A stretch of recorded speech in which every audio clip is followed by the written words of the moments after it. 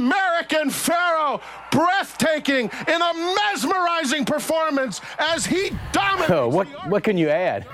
Hey, let the Triple Crown chatter begin. Why not? Is this colt going to be the one to do it? American Pharoah, he's got to be the post-time favorite 3 weeks from today. Around 5 o'clock this afternoon, Arkansas Derby winner American Pharoah, trained by Hall of Famer Bob Baffert, arrived at Churchill Downs. American Pharoah has won 4 straight stakes races by a combined 22 1/4 lengths. They're calling it the most powerful 1-2 punch for a trainer in the Kentucky Derby in like 60 years. Dortmund and American Pharoah. I'm with our racing analyst, Jill Baffert.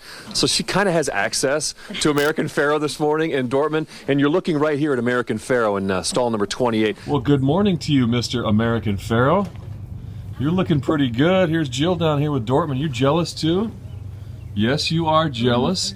Are you faster, or are you faster? That's the question we're going to have to. No, don't shake your head. No, I think you might be faster.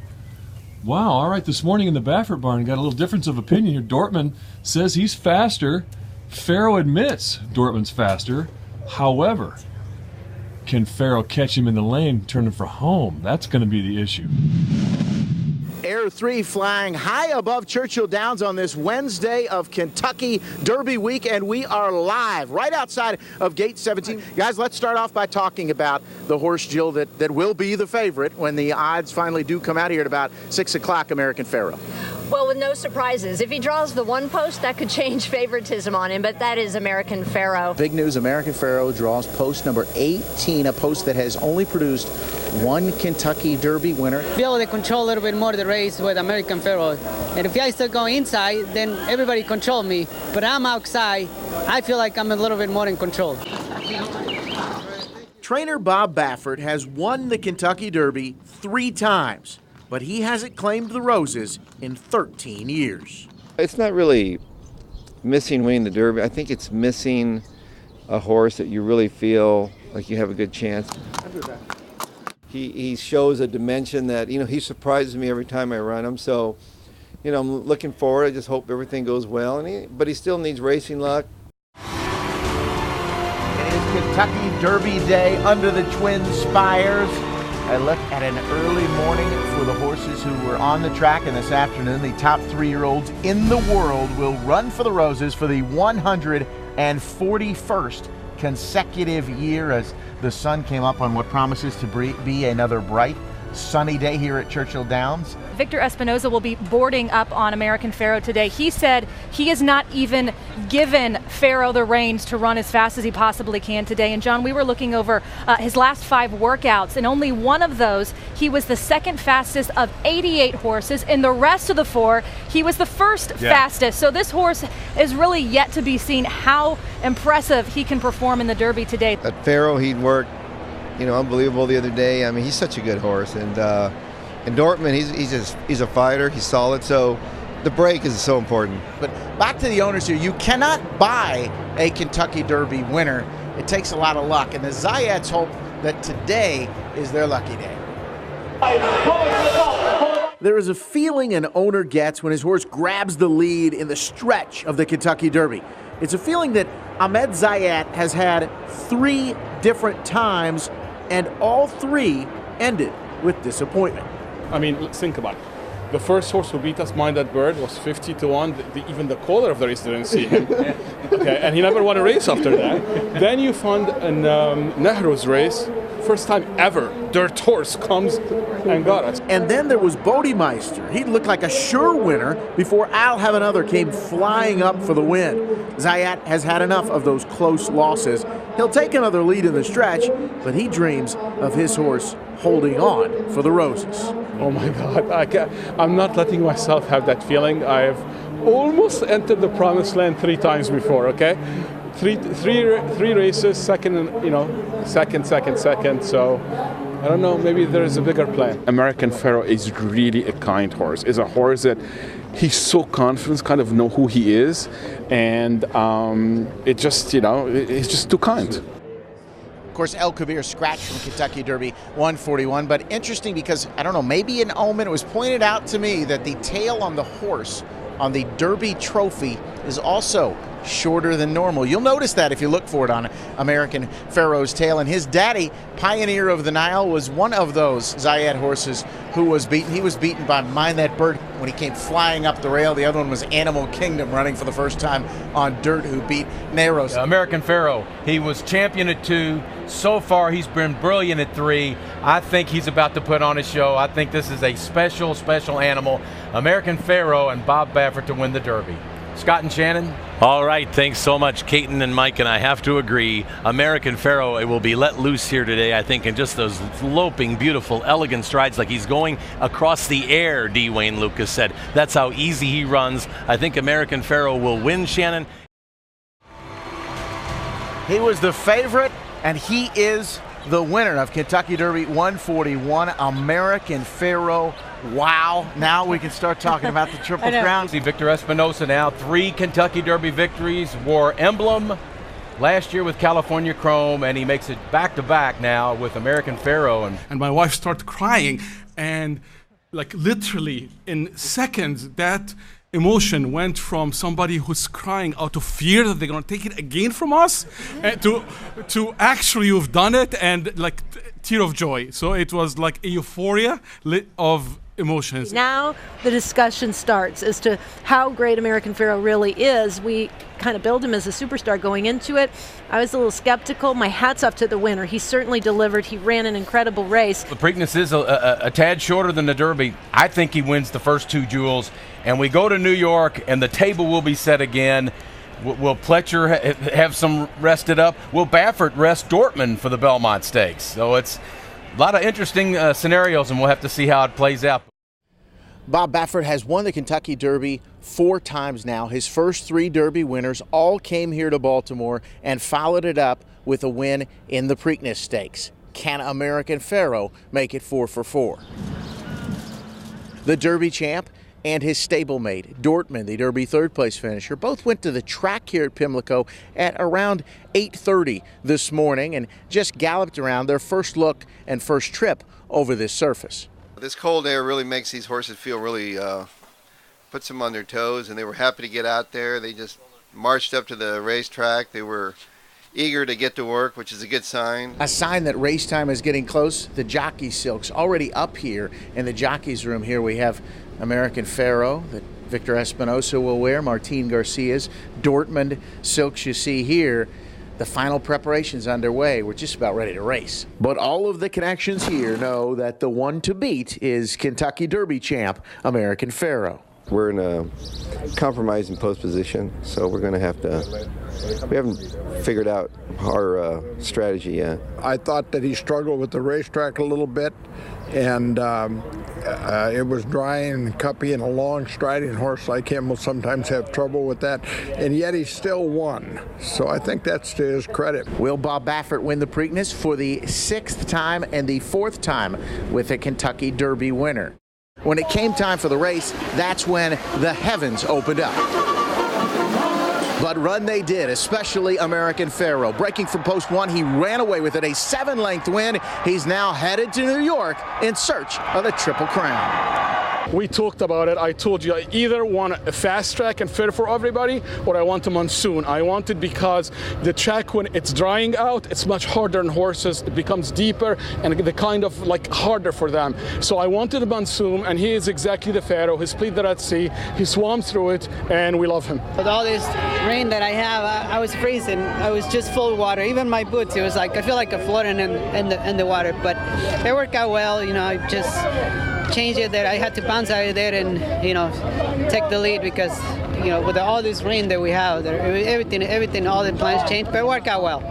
He's starting to show that everybody talks the greatness, and it's starting to show now, and they have to prove it. And but today, the way he did it, he's just so fast, and the way he ran, it was like poetry in motion. Bob Baffert gets his 4th shot at winning the Triple Crown, ahead of New York with a horse who's won the first 2 legs for jockey Victor Espinosa. It's his 3rd shot, including the 2nd straight year. Of course, he was on California Chrome last year. We'll see if they can finish it in New York in 3 weeks.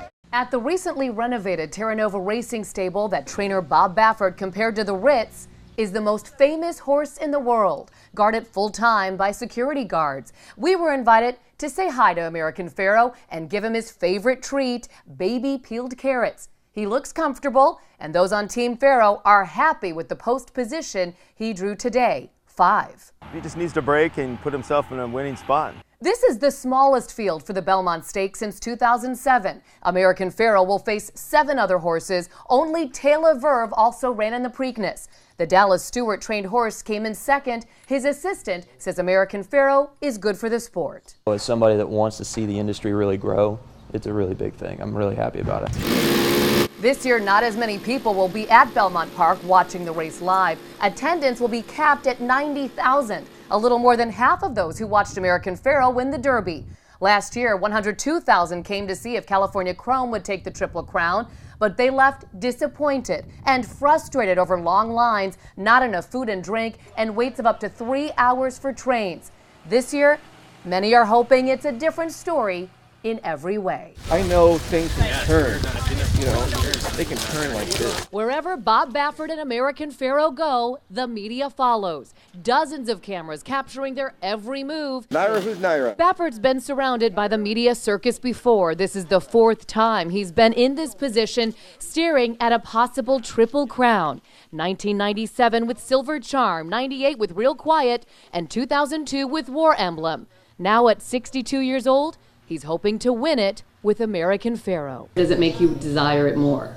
Well, I think before, I've always been a little bit, I had a little kid in me the whole time, a little immature, do a lot of immature things, and so now that little kid's gone, and we have Bodie, so he's a little kid, so I've really mellowed out a lot. His wife Jill says the horse himself is helping. American Pharoah has a calm and peaceful disposition. And I think it's really having an effect on Bob because instead of, the high energy and everybody kind of feeding off one another, we're kind of feeding off the horse because he is so calm and he gives you a lot of confidence. After a bath in front of hundreds, the would-be Triple Crown winner headed over to the Belmont paddock for a schooling session. Baffert has been well schooled on just how difficult the 3rd jewel of the crown is to obtain. I don't really think about anything. I've never set any goals for myself. And so I just hoping that there's another good 2-year-old in the barn. Don't believe a word he said. Don't. Okay, I can tell you about this guy. There's no 2-year-olds? He is the most competitive guy I've ever known in my life. He does set goals. His goals are extremely high and lofty. And he wants to go down in history, in his career, as one of the best that America knew. For me, he is the best. And yes, of course he wants to win the Triple Crown. He's just being humble and enjoying the moment because it means something to him. It's cloudy, a little cool, but that won't stop one horse's run for history, American Pharoah. Just hours from now, running in the 147th Belmont Stakes. Welcome to the special edition of Wave 3 News at 7:30 and American Pharoah's quest for the Triple Crown. Thanks for joining us. I'm Shannon Kogan. And I'm Kent Taylor. We have waited 37 years, and between affirmed winning the last Triple Crown in 1978 and today, we've now had 14 horses win the Kentucky Derby and the Preakness Stakes. The other 13, of course, came up short here at Belmont Park, and everybody around here, you can feel the energy building. They just want to see him win this race. Yeah, this is the 4th try for Bob Baffert. He's been in this position 3 other times, 97, 98, and 2002. And this is jockey Victor Espinosa's 3rd try. So will they do it this time? Including the 2nd straight year for Victor Espinosa. And if you're wondering if Bob Baffert is starting to get nervous, is he a little anxious? Well, you judge for yourself. We caught up with him this morning. How do you spend the morning before a horseshoe train runs for the elusive Triple Crown? I try to get on Smokey. I get on him after training. I ride him around the barn area. For Bob Baffert, the answer was hopping aboard his pony, Smokey. It's also relaxing to have the best horse and to have him at the top of his game. This horse, what he's shown me, he just keeps on bringing it. I think I'm responsible for the drought because I probably should have won it a couple times before. He is once in a lifetime horse. And to be standing today here tomorrow might be a day that we will all remember. American Pharoah is finally the one! Churchill explodes. Son fighting back tears. The last Triple Crown winner happened when I was 19, and I know I look older than I'll get out right now, but I'm so excited. Justin, how about that? A Triple Crown winner. Oh my God, unbelievable. Greatness, greatness. I'm so happy for the sport. This is all about the horse. I'm so happy for American Pharoah. A lot of great memories, and everything just came back. That horse coming down the stretch, I thought of Silver Charm, Real Quiet, and all those great moments. And I still can't believe that we pulled it off.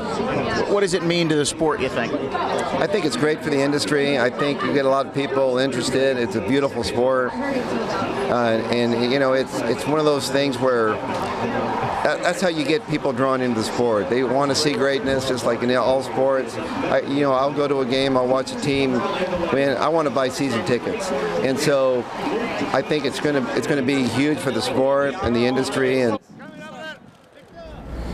Horse racing now has a new superstar, and this figures to continue to build for the next 4.5 months. Don't forget the Breeders' Cup coming up at Keeneland in October.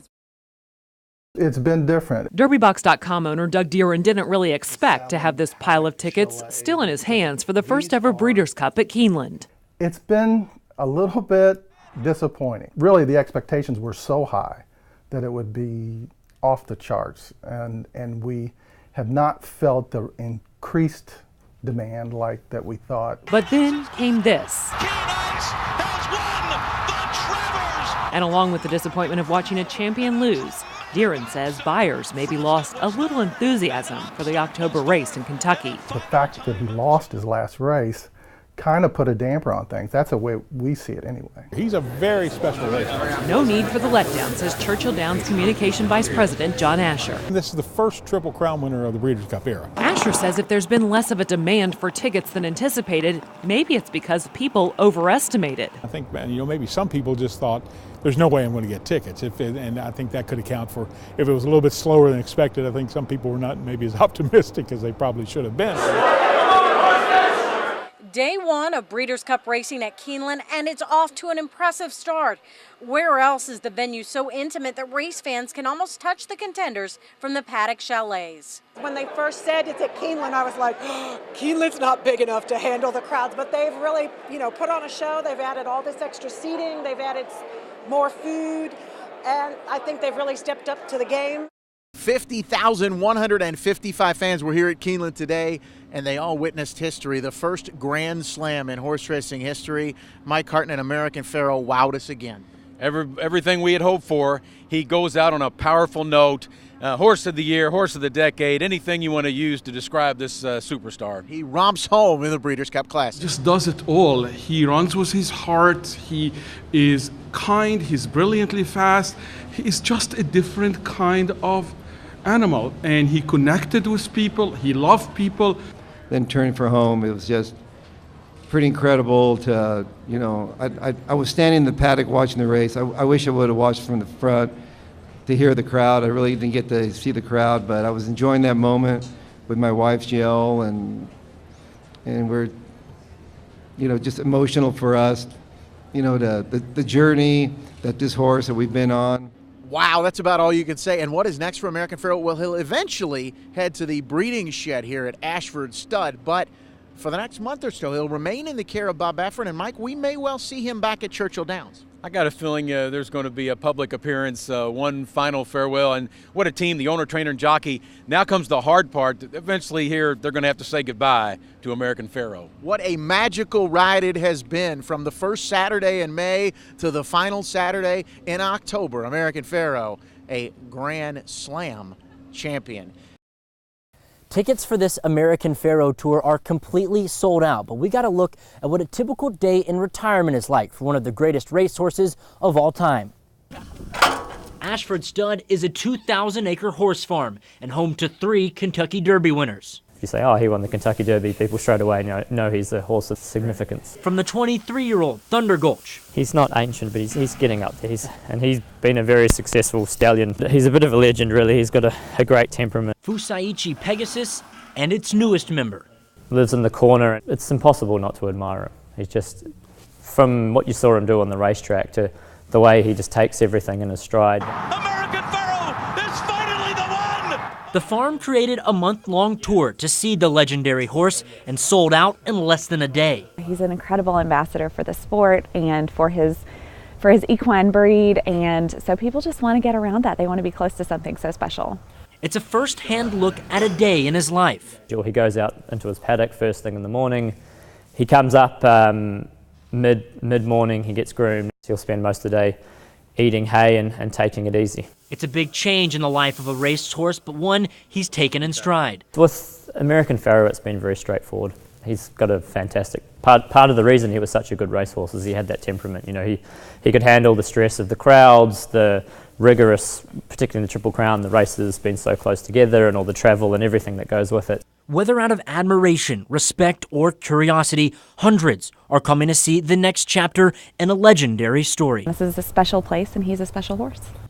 If you didn't manage to get a ticket, don't worry. They plan on opening up sales again sometime in January of next year. At Ashford Stud, William Joy, Wave 3 News.